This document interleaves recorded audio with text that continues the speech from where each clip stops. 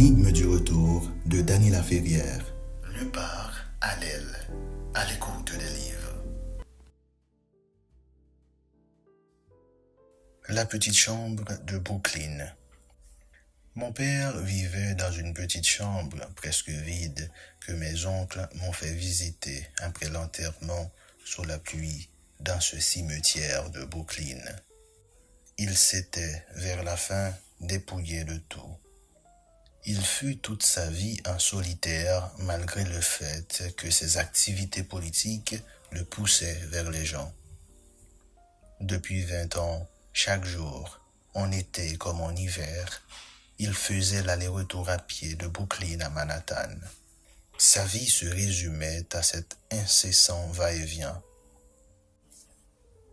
Il ne lui restait pour tout bien que la valise qu'il avait placée à la Chase Manhattan Bank.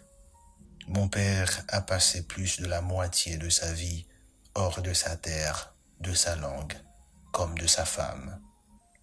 J'avais frappé à sa porte il y a quelques années. Il n'avait pas répondu.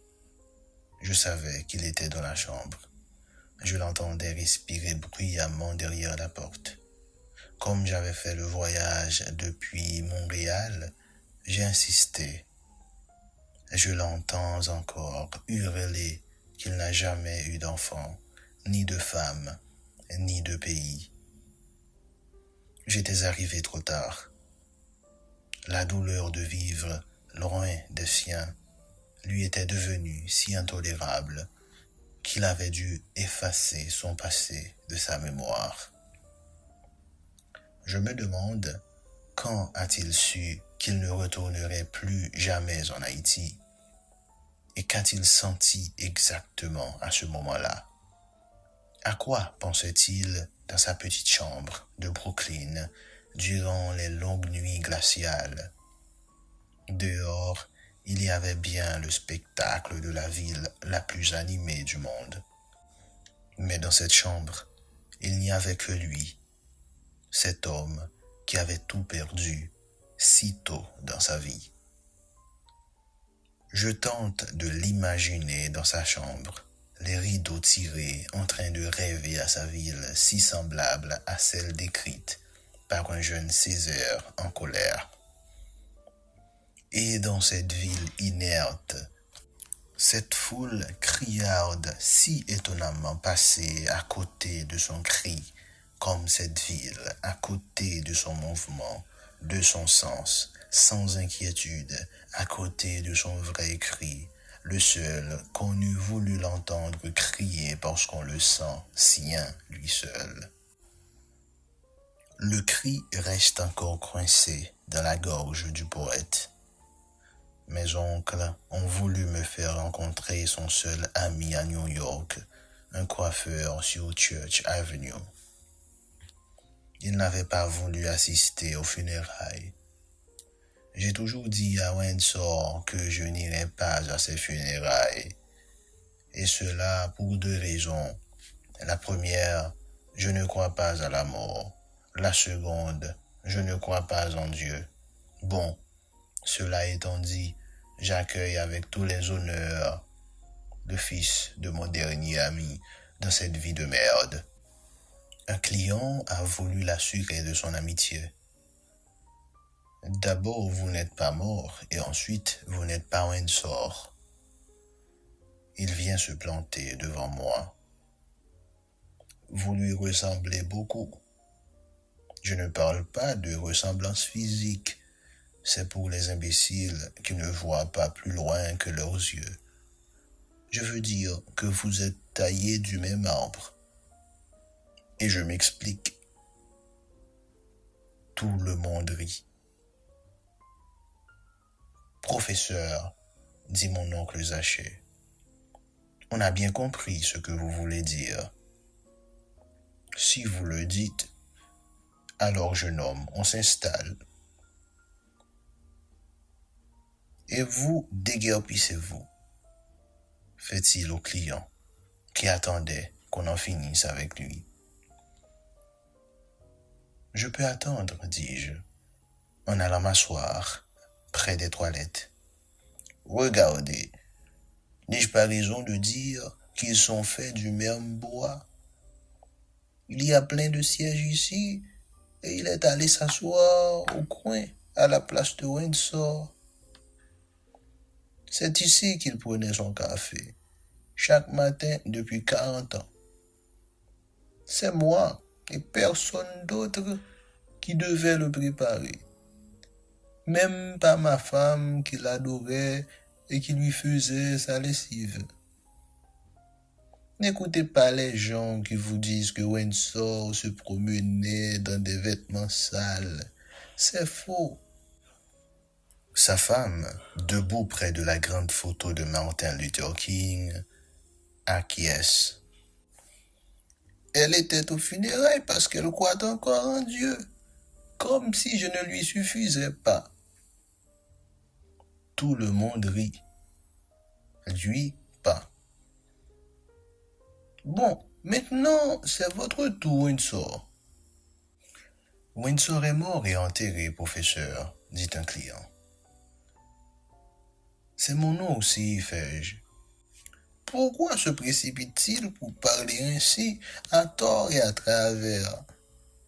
Voilà une chose que je ne comprendrai jamais avec ces gens. Il y a deux hommes qui avaient le droit de s'exprimer en tout temps, et ils sont morts. L'un est un prophète, et c'est Martin Luther King. Et l'autre est un fou, et c'est Windsor. Les autres, taisez-vous. Je vous avais dit que Windsor n'était pas mort. Vous êtes allé à ses funérailles alors qu'il est tranquillement assis ici, à sa place. C'est ainsi que j'ai hérité du siège près des toilettes. Mes oncles se tiennent la main en marchant vers la banque, comme des enfants qui auraient peur de se perdre dans une forêt. Par ce petit geste, je réalise leur désarroi. Ton père, me souffle mon oncle Zaché, marchait droit devant lui, comme s'il savait toujours où il allait. Quelques personnes se retournent sur notre passage. La valise. On a voulu récupérer la valise que mon père avait déposée à la Chase Manhattan Bank. Comme je porte le même prénom que lui, l'employé m'a remis la clé de son coffre-fort personnel en me demandant de le suivre vers la chambre forte de la banque. Avec mes oncles, j'y pénètre sur la pointe des pieds. Il n'y a que dans une banque, une église ou une bibliothèque qu'on trouve cette qualité de silence. Les hommes ne se taisent que devant l'argent, Dieu et le savoir, la grande roue qui les écrase. Autour de nous, tous les petits coffres-forts individuels gonflés de biens personnels dans ce New York de la haute finance et de la grande misère. L'employé nous laisse seuls. J'ouvre alors le casier de mon père pour trouver un attaché-case. Je tente de l'ouvrir avant de remarquer qu'il faut connaître le code secret, des chiffres et des lettres. On a tout essayé, sa date de naissance et ses différents prénoms, ma date de naissance et mon pseudonyme. Mes oncles me dictant toutes sortes de dates possibles, même celle de la mort violente de leur ami d'enfance. On a essayé aussi, en désespoir de cause, son dernier numéro de téléphone avant la grande dérive. On a fait chou blanc. Finalement, l'employé est revenu et il a fallu remettre la valise à sa place. Je n'aurais pas pu l'emporter sans réponse au préalable à une batterie de questions qui m'auraient fait démasquer. J'ai donc remis la valise dans le casier. Et l'employé a fermé le grand coffre de la Chase Manhattan Bank derrière nous. Mes oncles comme hébétés devant la porte d'acier, et moi plutôt léger, de n'avoir pas apporté un tel poids. La valise des rêves avortés. Un de mes oncles, le plus jeune, me prend brusquement par le bras. On a failli glisser sur la chaussée mouillée. Ton père était mon frère préféré. C'était un homme très discret. Il entretenait avec chacun de nous une relation particulière. Même s'il a toujours refusé d'habiter avec nous, il restait très présent dans nos vies. À sa manière, conclut-il avec un clin d'œil complice. On a choisi une banquette près de la fenêtre, dans ce restaurant à forte odeur de friture où mon père déjeunait à Manhattan. Le jeune serveur se précipite. « Peut-on encore déjeuner ?» demande mon oncle Zaché. « On sert à déjeuner 24 heures sur 24 ici. Et ce sera toujours ainsi tant qu'il y aura à New York quelqu'un pour réclamer des œufs au bacon et des pommes de terre frites. » Mon oncle Zaché me fait signe d'approcher. Il veut me présenter à la femme du propriétaire qui connaissait bien mon père. Elle a des bras très blancs, une petite moustache et cette lueur dans les yeux. « Votre père mangeait ici chaque midi. J'ai refusé qu'il paie dès que j'ai su son histoire. Je ne pouvais pas inviter tous les exilés car ce n'est pas ce qui manque à New York. Mais son parcours ressemblait à celui de mon mari. Ils ont été tous deux journalistes et ambassadeurs avant d'être radiés. Mon mari était ambassadeur en Égypte et au Danemark. Au début, ils passaient leur temps à parler de politique étrangère. C'était la passion de mon mari. Et si j'ai acheté ce restaurant, c'est pour qu'il puisse rencontrer des amis de son pays et parler politique. Votre père passait toujours à la caisse avant de partir. Jamais il n'a tenu ma générosité pour acquise. Je refusais, mais il insistait. Je lui remettais son argent en faisant semblant de lui rendre de la monnaie. Il fourrait le tout dans sa poche, pas le genre à compter. S'en est-il jamais aperçu? Elle rit doucement. Je ne l'ai pas fait par pitié. C'était surtout pour mon mari. Je savais qu'on ne le reverrait plus s'il pensait ne pas pouvoir payer. Je m'arrangerais donc pour qu'il puisse toujours régler son repas. Et votre mari, il est là-bas près de la fenêtre. Parfois ça va, d'autres fois non. Ça fait une semaine qu'il attend votre père. Je n'ose pas lui dire qu'il est mort. J'avais 4 ou 5 ans quand mon père a quitté Haïti. Il était plus souvent dans le maquis qu'à la maison. Voilà un homme à l'origine de ma vie dont j'ignore même la manière de nouer sa cravate. Dans l'étouffante solitude de l'exil, il a eu un jour l'idée lumineuse de confier cette valise à la banque. Je le vois déambuler dans les rues après avoir mis en lieu sûr son bien le plus précieux. Cette valise m'attendait. Il a fait confiance au réflexe de son fils. Ce qu'il ne savait pas. Tais-toi donc, on n'apprend rien à un mort. C'est que le destin ne se transmet pas de père en fils. Cette valise n'appartient qu'à lui. Le poids de sa vie. Dernier matin. Je ne sais pas trop pourquoi j'ai eu tant envie de voir ce matin mon ami René Saint-Éloi au 554 rue Bourgeois.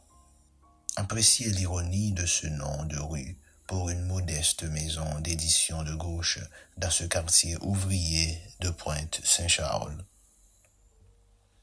M'attendait en haut de cet escalier raide le large sourire de Saint-Éloi et un saumon cuisant à feu doux sur un tapis de fines rondelles d'oignons, de tomates, de citrons et de poivrons rouges.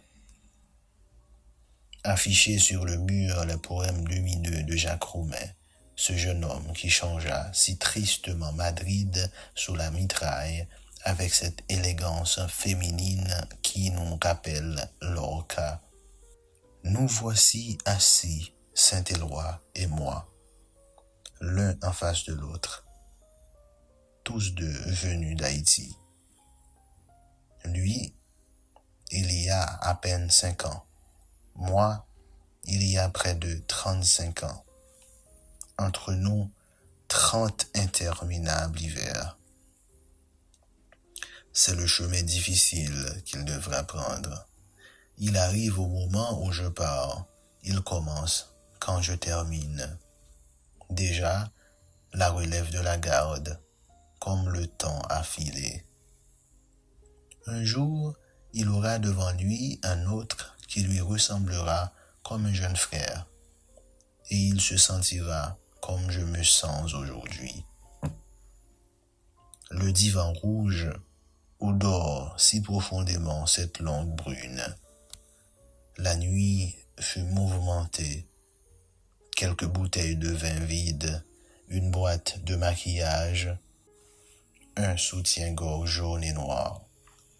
Des restes de repas traînant encore sur la table. Les épices dans de minuscules bouteilles. Des serviettes par terre dans la salle de bain. Les assiettes sales encombrant l'évier. Je sors sur le petit balcon qui donne sur une cour sans jardin. La vie d'intellectuel dans une banlieue ouvrière. Des tableaux de Tiga sur les murs. Une photo du poète d'Avertige. Costume clair, melon noir et large sourire à l'entrée. Ce sourire sous la douleur d'un dandy au repos qui me rappelle mon père. Les derniers livres publiés par les éditions Mémoire d'Encrier un peu partout, entre les draps, sous le lit, sur le réfrigérateur, dans la salle de bain, jusque sur le four allumé où mijote un poulet à la créole. L'exil combiné au froid et à la solitude. L'année, dans ce cas, compte double. Mes os sont devenus secs. Nos yeux épuisés de voir le même décor. Nos oreilles lasses d'entendre la même musique. Nous sommes déçus d'être devenus ce que nous sommes devenus. Et nous ne comprenons rien à cette étrange transformation qui s'est faite à notre insu. Et l'exil du temps est plus impitoyable que celui de l'espace. Mon enfance me manque plus cruellement que mon pays. Je suis entouré de livres. Je tombe de sommeil. Je vois dans mon rêve la valise de mon père tourbillonner dans l'espace et son regard sévère qui se tourne lentement vers moi. Un dernier coup d'œil par le hublot de l'avion. Cette ville blanche et froide où j'ai connu mes plus fortes passions. Aujourd'hui, la glace m'habite presque autant que le feu. Le retour. Du balcon de l'hôtel. Du balcon de l'hôtel, je regarde Port-au-Prince, au bord de l'explosion, le long de cette mer turquoise. Au loin, l'île de la Gonâve, comme un lézard au soleil. Cet oiseau qui traverse mon champ de vision si brièvement, 8 secondes à peine. Le voilà qui revient. Est-ce un autre? Comme je m'en fous. Le jeune homme qui balaie avec tant d'énergie la cour de l'hôtel, si différent du vieux d'hier matin, semble avoir la tête ailleurs. Balayer, parce qu'elle permet de rêver, est une activité subversive. Ce matin, ce n'est pas Césaire que j'ai envie de lire, mais bien ce Lanza del Vasto qui parvient à se satisfaire d'un verre d'eau fraîche. J'ai besoin d'un homme serein et non d'un bougre en colère. Je ne veux plus penser, simplement voir, entendre et sentir, et tout noter avant de perdre la tête, intoxiqué par cette explosion de couleurs, d'odeurs et de saveurs tropicales. Cela fait si longtemps que je ne fais pas partie d'un tel paysage. Dans ce bidonville du nom de jalousie, à cause de la proximité des villas luxueuses, ce qui nous dit quelque chose de l'humour qui y règne, la fillette s'est réveillée la première pour aller chercher l'eau. Je la suis avec une longue vue prêtée par la propriétaire de l'hôtel. Elle grimpe la montagne comme une petite chèvre avec un bidon en plastique sur la tête et un autre dans la main droite. Je l'ai perdue de vue tandis que j'examinais le quartier au réveil. La revoilà, la robe mouillée plaquée sur un jeune corps maigre. Le moustachu en cravate qui prend son café sur sa galerie la suit du regard. Observons la scène de près. Gros plan sur le visage du moustachu. Concentration massive de sa part sur la danse des hanches de la jeune fille. Le moindre mouvement de ce corps si souple est absorbé par de petits yeux avides. Léger frémissement du nez, le félin bondit, griffes fichées dans la nuque, dos arqué de la fillette, pas de cri. Tout s'est passé dans sa tête entre deux gorgées de café. Je m'assois sur la véranda en déposant doucement la longue vue au pied de la chaise. Réchauffé par le soleil, si présent dès 6 heures du matin, je ne tarde pas à glisser dans un sommeil tour à tour léger et profond.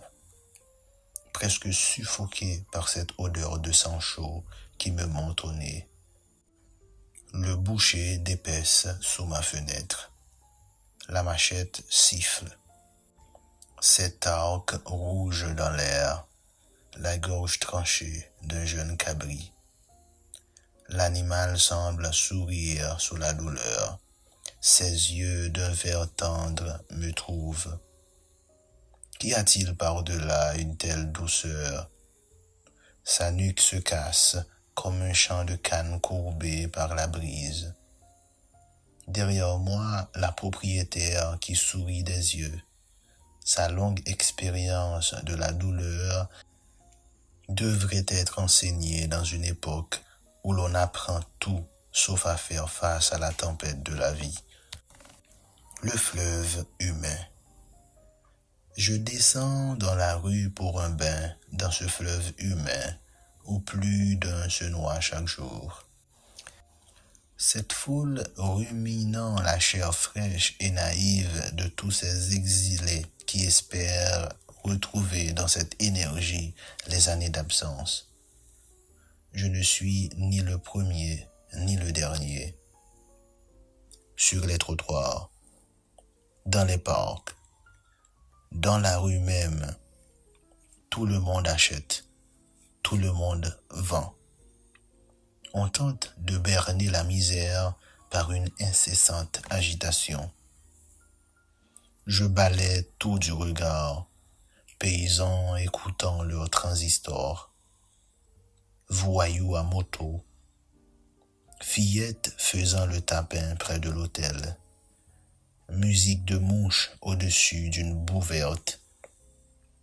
2 fonctionnaires traversent lentement le parc. Zoom sur cette jeune fille riant sur le trottoir d'en face avec un cellulaire vissé à l'oreille. Une voiture s'arrête près d'elle. Klaxon strident, la main semble bloquée dessus. La fille fait semblant de ne rien entendre. La voiture continue sa route. rire des marchands de fruits qui ont assisté à la scène. Couleurs primaires, dessins naïfs, vibrations enfantines, aucun espace vide. Tout est plein à ras-bord. La première larme fera déborder ce fleuve de douleur dans lequel on se noie en riant. Tête fière, ventre creux, l'élégance morale de cette jeune fille qui repasse devant moi pour la 3e fois en 5 minutes, sans un regard dans ma direction, à l'affût du moindre geste de ma part.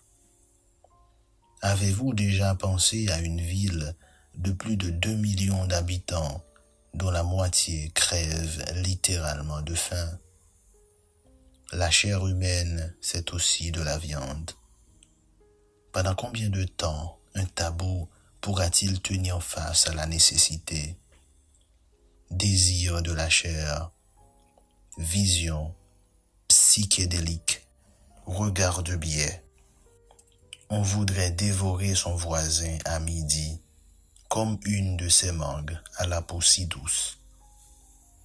Un homme chuchote quelque chose à l'oreille d'un ami qui sourit discrètement. Un vent léger soulève la robe de cette femme qui file en riant, se cacher derrière un mur. Une petite pluie si fine que je ne m'étais pas rendu compte qu'il pleuvait. La misère fait la sieste. Ce lézard indécis, après mûre réflexion, saute de sa branche. Un éclair d'un vert tendre gifle l'espace. Je suis dans cette ville où il ne se passe, pour une fois, rien à part le simple plaisir d'être vivant sous un soleil éclatant, au coin des rues Villatte et Grégoire.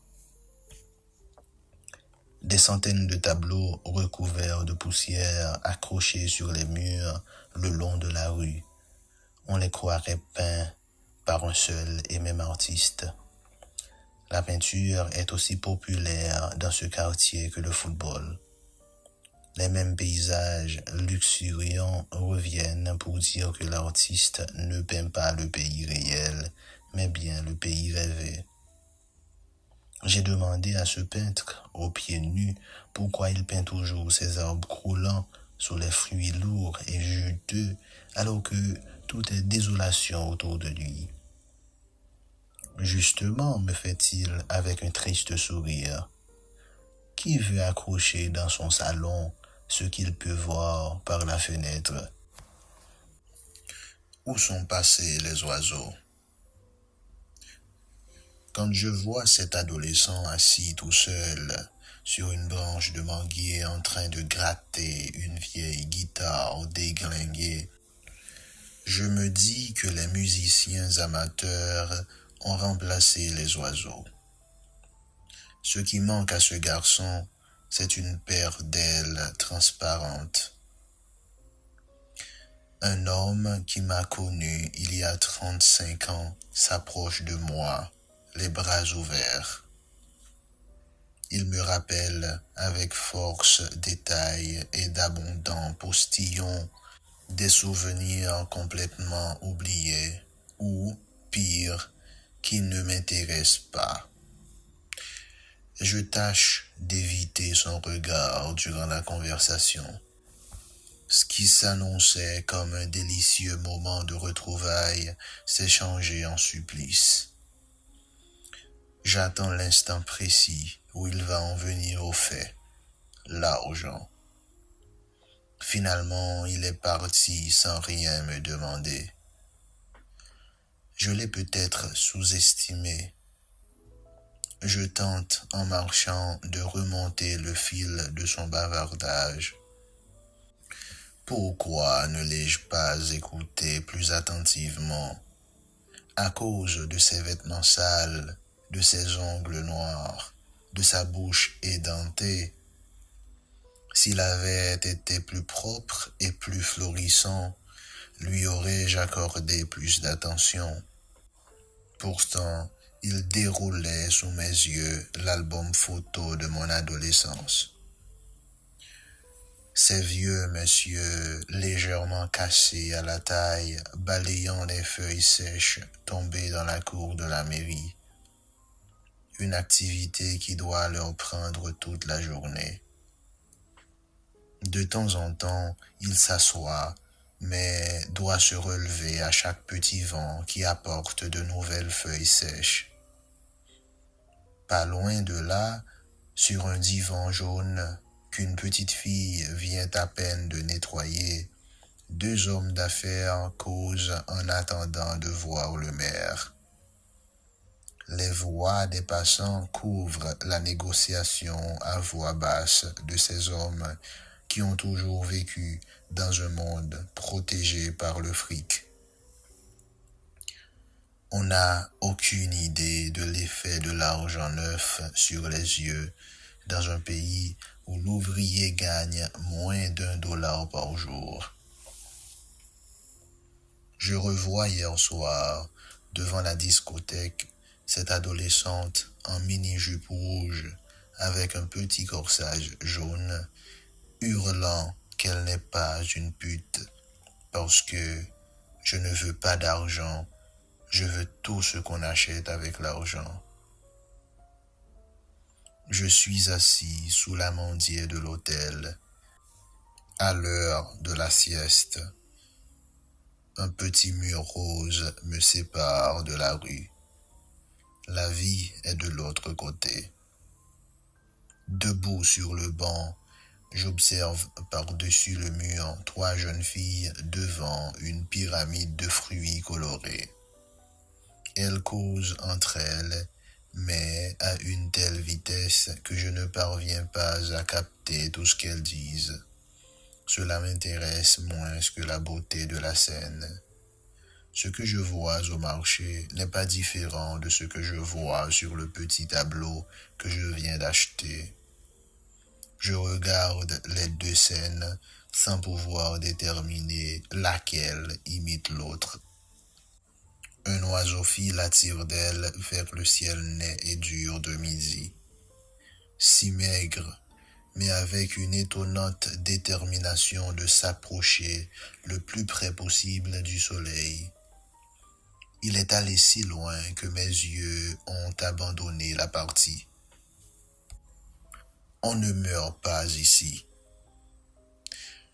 Une jeune fille bien coiffée, jupe noire couvrant le genou. Elle traverse la petite place à pas rapide vers un téléphone public dont le fil a été coupé. Elle s'assoit sur le banc à côté de la cabine, la tête entre les mains. Des hommes en noir, des femmes en pleurs. Une pluie fine malgré le soleil. Le petit cimetière caché derrière le marché est une oasis de paix. Des femmes en deuil, sans être veuves, viennent parmi les morts raconter leur misère sans crainte de se faire interrompre. C'est le seul endroit que les tueurs ne fréquentent pas. Être sur une île déboisée en sachant qu'on ne verra jamais ce qui se passe de l'autre côté de la mer. Pour la majorité des gens d'ici, l'au-delà est le seul pays qu'ils espèrent visiter un jour. Un chien remonte la rue, nez vers le ciel, queue raide. Il court prendre la tête du cortège funèbre. Je me souviens des porteurs de mon enfance qui dansaient avec le cercueil sur leurs épaules. Des femmes menaçant de se jeter dans le trou pour rejoindre leur mari. Des chiens apeurés courant parmi les tombes, tandis que le vent faisait balancer les palmiers comme une fillette qui joue avec ses tresses. La mort me semblait si drôle à l'époque. Plus tard dans mon adolescence, il ne se passait de jour sans que le tocsin sonne pour quelqu'un. ce qui glaçait chaque fois le sang de ma mère. La mort que l'on comparait alors à un voyage me faisait plutôt rêver.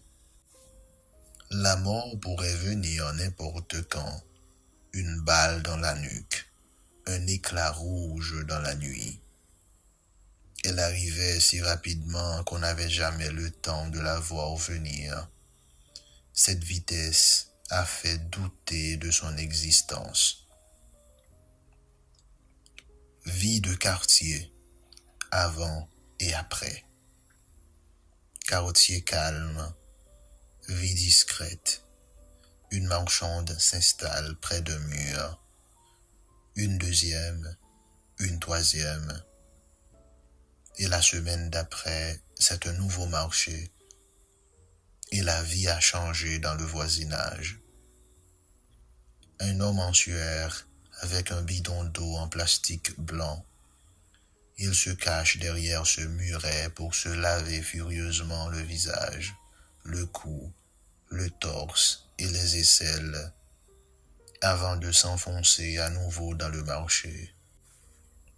Comment peut-on penser à l'autre quand on n'a pas mangé depuis 2 jours et que son fils est couché à l'hôpital général où l'on manque même de gaz?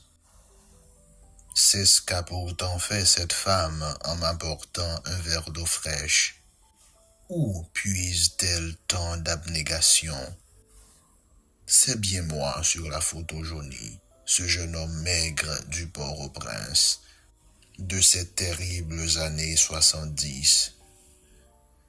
Si on n'est pas maigre à 20 ans en Haïti, c'est qu'on est du côté du pouvoir. Pas seulement à cause d'une nutrition déficiente, plutôt de cette constante angoisse qui vous travaille au ventre. Je me souviens d'un soleil qui tapait fort sur les nuques, rue poussiéreuse et sans arbres. On avait tous le même visage émacié, yeux fous et lèvres sèches. C'est ainsi qu'on reconnaissait notre génération. Nous nous retrouvions l'après-midi dans un petit resto près de la place Saint-Alexandre, avec vue sur les fesses flasques du poète anarchiste Karl Boire. Ce fils de la bonne bourgeoisie avait choisi de se vautrer dans cette boue noire au milieu d'un marché de charbon afin de partager le malheur des gens des quartiers populaires. Il n'y avait pas que des poètes de salon autour d'un pouvoir corrompu. On discutait ad nauseam de l'absurdité d'une telle vie en évitant les références trop évidentes à la situation politique, car les quartiers populaires grouillaient d'espions à la solde de la préfecture. Ces crocodiles à lunettes noires rôdant dans les bordels fréquentés par les étudiants en sciences politiques et en chimie qui sont toujours les premiers à prendre la rue. Cela fait 3 décennies que je fais gras à Montréal pendant qu'on continue à faire maigre à Port-au-Prince. Mon métabolisme a changé. Et je ne sais plus ce qui se passe dans la tête d'un adolescent d'aujourd'hui qui ne se souvient pas d'avoir mangé un seul jour à sa faim. Mon hôtel se trouve au cœur de marché. Dès 3 heures du matin, les marchandes arrivent. On décharge les camions remplis de légumes et le vacarme s'installe jusqu'à parfois 11 heures du soir. Panne d'électricité.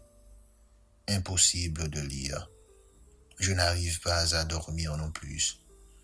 J'observe par la fenêtre les étoiles qui me ramènent à mon enfance, du temps que je veillais tard avec ma grand-mère sur la galerie de notre maison à Petit Goave.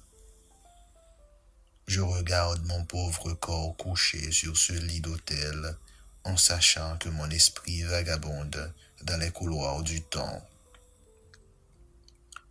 Je finis par trouver le sommeil, un sommeil si léger que je reste réceptif au moindre bruit, comme celui que font ces touristes qui rentrent d'une fête. Il y a si peu de touristes dans ce pays qu'on serait prêt à les payer pour qu'ils restent. Les cris aigus d'une chatte qu'on égorge. Les alcooliques nocturnes raffolent de cette viande en grillade, sans souci de la voix affolée qui cherche partout midi. Mal de tête. Ne pouvant dormir, je sors m'asseoir sur la véranda. Quelque chose bouge là-haut. Une petite fille en train de grimper la montagne avec un seau d'eau sur la tête. Ici, on vit d'injustice et d'eau fraîche. Passage avide. Le jeune homme qui balaie chaque matin la cour de l'hôtel m'apporte du café avec un mot de ma sœur. Elle n'a pas voulu me réveiller, mais ma mère ne va pas trop bien. Elle s'est enfermée dans sa chambre et refuse d'ouvrir à quiconque. J'ai trouvé les gens plutôt joyeux, et ma sœur qui m'embrasse en dansant. Qu'est-ce qui se passe? Rien. Et ma mère? C'était ce matin, maintenant elle va bien. Ça arrive, tu sais. Cela m'est arrivé aussi à Montréal de tomber dans un gouffre sans cri égard pour remonter à la surface quelques heures plus tard. L'ennemi, à Montréal, est à l'extérieur quand il fait moins 30 degrés depuis 5 jours.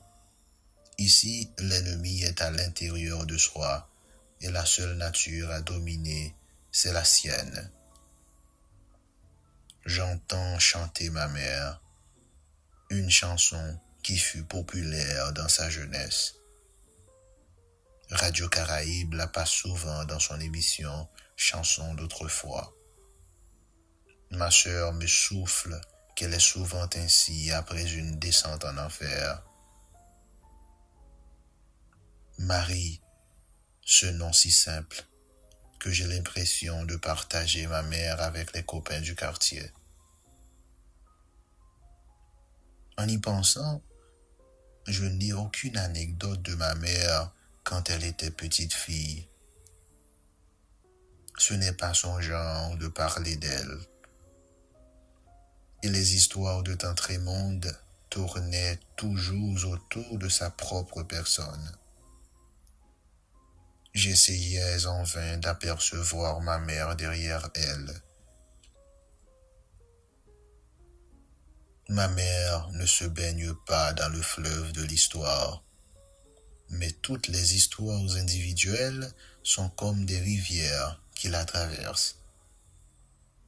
Elle conserve dans les replis de son corps les cristaux de douleur de tous ces gens que je croise dans les rues depuis mon arrivée. Douleur, silence, absence. Voilà qui n'a rien à voir avec le folklore. Mais de cela, on ne parle jamais dans les médias internationaux. Ghetto en guerre dans la chambre. Dans l'étroite chambre de mon neveu. Des livres sur une petite étagère à côté d'un poster de Tupac Shakur. J'y ai repéré un de mes romans et un recueil de poèmes de son père. Mes yeux cherchent le moindre détail afin de pouvoir remonter le temps pour retrouver le jeune homme que j'étais avant ce départ précipité. Nous sommes assis sur le lit défait à regarder un documentaire sur des gangs violents qui s'affrontent dans le bas de la ville. Les coups de feu claquent. De temps en temps, ma mère vient jeter un coup d'œil suspicieux. Mon neveu est à l'âge où la mort est encore une chose esthétique. Une équipe de télé danoise suit de près les violents affrontements qui font rage depuis des mois dans ce quartier misérable. Un graffiti sur un mur montre un ventre affamé et une bouche édentée tenant un fusil plus lourd que le poids d'un adulte de la zone. Une jeune Française s'est introduite dans ce bidonville explosif. Gros plan sur deux frères aussi sensitifs que des cobras au soleil. Chacun est chef de son camp. La jeune femme fait le va-et-vient entre les deux frères. L'un l'aime, elle aime l'autre. Tragédie grecque à Cité Soleil. Billy est obsédé par son jeune frère qui a pris le nom de Tupac Shakur. Fascination de la culture américaine jusque dans les régions les plus pauvres du quart-monde. Je regarde les deux frères déambuler dans la cité, tueurs au corps mince, visage émacié, cocaïne à gogo, des armes partout, la mort jamais loin. Je me demande ce que pense mon neveu de tout ceci. C'est sa culture, génération nouvelle. La mienne fut celle des années 70. Chacun reste émuré dans son époque. Depuis un certain temps, on tue à midi dans ce pays. La nuit n'est plus complice de l'assassin qui rêve d'accrocher son étoile là-haut. Pour atteindre un pareil sommet aujourd'hui, il faut tuer à visage découvert et revendiquer le crime aux nouvelles à la télé. Les tontons macoutes de mon époque devaient se cacher derrière les lunettes fumées. Tueurs en série. Papa Doc était l'unique star. Tupac, le jeune chef qui ressemble tant à Hector, a conquis l'étrangère. Le baiser fauve sur une natte de jonc par terre doit rendre fou cette nuit tous les guerriers sous les remparts de la cité. Tupac fait maintenant des discours politiques, parcourt Cité Soleil en voiture, se prend pour un vrai chef, parle fort et tire vite, brusquement devient lucide et se voit tel qu'il est, un paumé, face à la caméra, assis dans la pénombre. Tupac. Si j'arrête, je suis mort. Si je continue, je suis mort. Je sens frémir mon neveu comme s'il faisait face à un pareil dilemme. C'est une ville où les tueurs veulent tous mourir jeunes. Tupac tombe en pleine gloire dans la poussière de Cité Soleil, comme son frère Billy. Tous les deux tués par ce frêle jeune homme qui, du coup, sort de l'ombre. La fille repart avec l'équipe de télé. Dans la bobine, il y a du sang, du sexe et des larmes. Tout ce que demande le spectateur. Générique. L'écrivain en herbe. Mon neveu voudrait devenir un écrivain célèbre. L'influence de cette culture de rockstar Son père est un poète en danger de mort. Son oncle, un romancier vivant en exil. Il faut choisir entre la mort et l'exil. Pour son grand-père, ce fut la mort en exil. C'est avant de commencer qu'on a le loisir de penser à la célébrité, car de la première phrase écrite, on fait face à un archer sans visage qui vise d'abord l'ego. Plus tard, dans un fauteuil profond, au coin du feu, la gloire viendra. Trop tard, l'idéal alors sera une journée sans douleur. La pire connerie, paraît-il, c'est de comparer une époque à une autre, le temps de l'un à celui de l'autre. Les temps individuels sont des droites parallèles qui ne se croisent jamais. Dans la petite chambre, mon neveu et moi, on se regarde sans se voir. Chacun essaie d'apprivoiser la présence de l'autre. Sur la petite étagère, je remarque des Carter Brown qui m'appartenaient. Pour écrire un roman, j'explique à mon neveu, avec un sourire en coin, qu'il faut surtout de bonnes fesses, car c'est un métier comme celui de couturière où l'on reste assis longtemps et qui exige aussi des talents de cuisinière. Prenez une grande chaudière d'eau bouillante où vous jetez quelques légumes et un morceau de viande saignante. On ajoutera plus tard le sel et les épices avant de baisser le feu. Tous les goûts finissent par se fondre en un seul. Le lecteur peut passer à table. On dirait un métier féminin, souligne inquiet mon neveu. En effet, on doit pouvoir se changer en femme, en plante ou en pierre. Les trois règnes sont requis. À voir sa tempe battre ainsi, je sens qu'il est en train de réfléchir à une folle allure. Mais vous ne m'avez pas expliqué la chose la plus importante. Et ce serait quoi? Ce n'est pas uniquement l'histoire, c'est surtout comment on la raconte. Et alors, il faut m'expliquer comment faire. Tu ne veux pas écrire quelque chose de personnel? Bien sûr. On ne peut pas t'expliquer comment être original. Il doit y avoir des trucs qui aident. C'est toujours mieux quand on les découvre soi-même. On perd du temps. Justement, le temps n'existe pas dans cette affaire. J'ai l'impression d'être seul et perdu.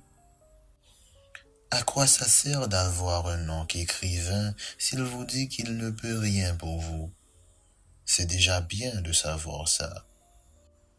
Il y a beaucoup de jeunes écrivains qui pensent qu'ils ne peuvent pas écrire parce qu'ils ne font partie d'aucun réseau. Je ne sais peut-être pas écrire. Tu ne peux pas le savoir si tu n'as pas mis au moins une dizaine d'années pour le savoir. Comment ça? 10 ans pour apprendre qu'on ne sait pas écrire? Et tu peux me croire, c'est un chiffre assez prudent. À quoi sert l'expérience alors? Je ne peux rien te dire de plus, Danny. Le fils de ma sœur se prénomme Danny. On ne savait pas si tu allais revenir, m'a dit ma sœur. Celui qui va en exil perd sa place. Il va se chercher un verre de jus et revient à la charge. Une dernière question. Est-il mieux d'écrire à la main ou à l'ordinateur? C'est toujours mieux de lire. D'accord, je vois que je ne vais rien tirer de vous, fait-il, en prenant un Carter Brown sur la petite étagère avant de filer aux toilettes. Sur la petite galerie, moi assis, lui debout, distance respectueuse. Vous ne racontez jamais votre époque. Je n'ai pas d'époque. On a tous un temps. Je suis en face de toi, et c'est ça mon époque. Le cri d'un oiseau qui ne supporte pas la chaleur de midi. Ma tante me prend à part, dans une pièce sombre, où les meubles sont recouverts de draps blancs, pour me saouler avec d'interminables sagas familiales dont les protagonistes me sont inconnus et dont les enjeux sont si confus qu'elle-même ne s'y retrouve plus. L'impression d'être dans un roman d'un écrivain négligent. Mon neveu est allé rejoindre un ami près de la barrière. Je les observe en train de bavarder, avec des gestes d'affection l'un pour l'autre. Ils partagent la même angoisse, rester ou partir.